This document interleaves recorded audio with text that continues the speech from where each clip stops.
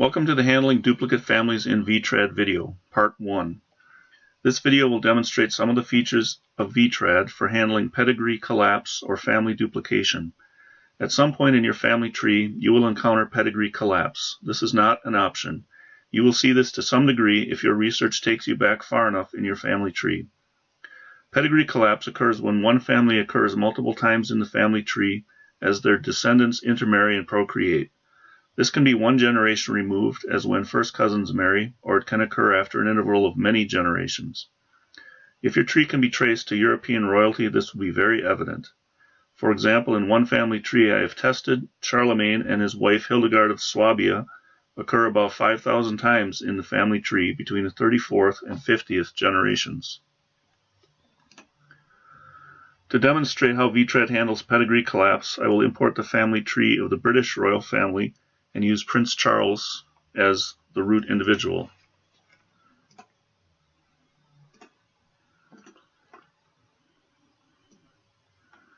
So imported the GEDCOM file. Now I'll look for Charles Arthur Windsor.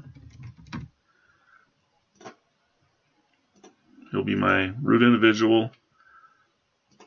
Choose the tree location.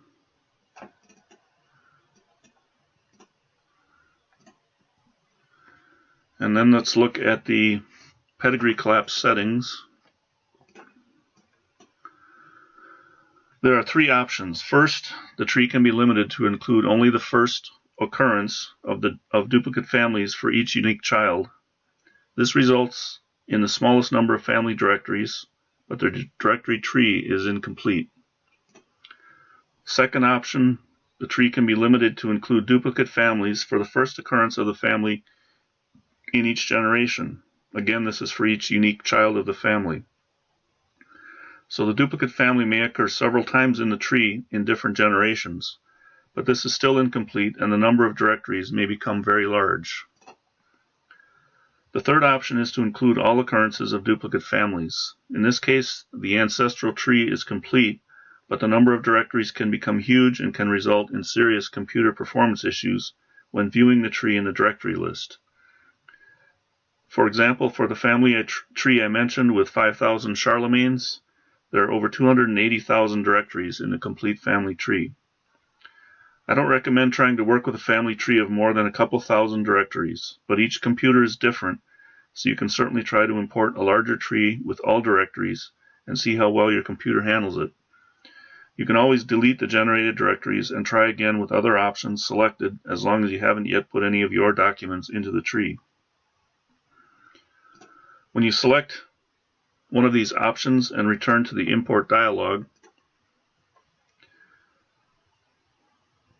the number of directories is calculated and displayed for reference. If you choose to import a limited number of generations,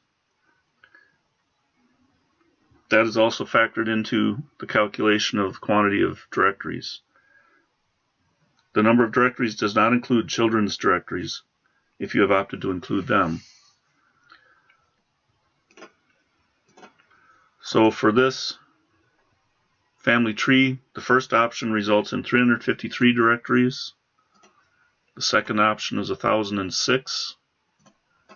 And the option for all families results in 28,600 directories.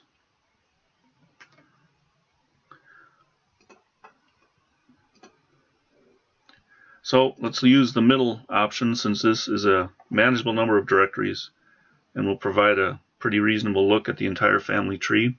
We'll select that option, click Make Directories, and then the imported information is converted into the directory tree. It takes a few seconds since this is a large tree.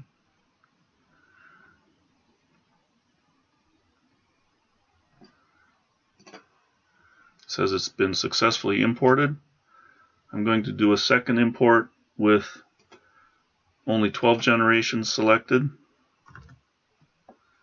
and all duplicate families included. That's a tree with 204 directories.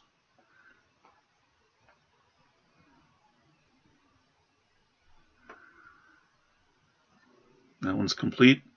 We can go back to the main window of VyTräd and see what we have. You can see that both imports are here. For any import that includes duplicate families, there will be a text file produced that lists each duplicate family and the number of times in each generation that it occurs. If you select a limited number of generations, this will only analyze the duplicate families up to the selected generation. This file is located in the root person directory and is called duplicatefamilies.txt. You can open this file in the document viewing window. And as you can see, here is a gentleman named Skeef who appears 312 times in this family tree. So let's open up the tree and see if we can find that guy.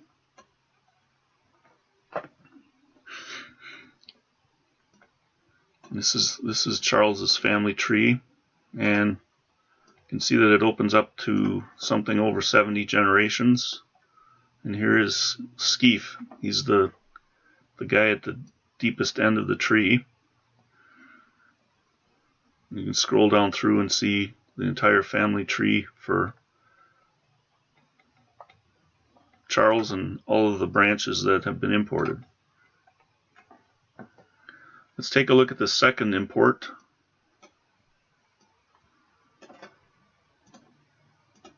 Expand all.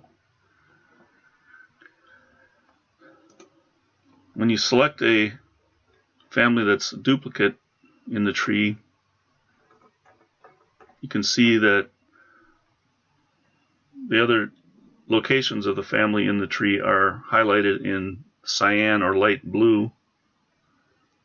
These directories are linked, but only one of the directories is used to store documents for that family, and that is the first family directory.